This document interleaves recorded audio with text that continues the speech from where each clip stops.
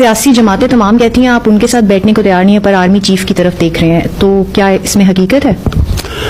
Actually میرے سے سوال ایک پوچھا گیا تھا کہ کیا آپ سے اگر اسٹیبلشمنٹ بات کرے تو آپ کریں گے؟ میں نے کہا میں ایک پولیٹیکل آدمی ہوں، میں سب سے بات کرنے کے لیے تیار ہوں، سوائے چوروں سے جنہوں نے ملک کا پیسہ چوری کیا، ان سے نہیں بات کروں گا۔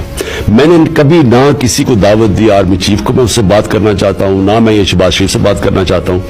میں نے صرف ایک ہی بات کی تھی کہ ملک کو اگر اس دلدل سے نکالنا ہے تو فری اینڈ فیئر الیکشن کے علاوہ دوسرا کوئی راستہ نہیں ہے۔ اس اینڈ پہ پہنچنے کے لیے جو ہمارے ساتھ بات کرنا چاہتا ہے ہم کریں گے الیکشنز کے لیے۔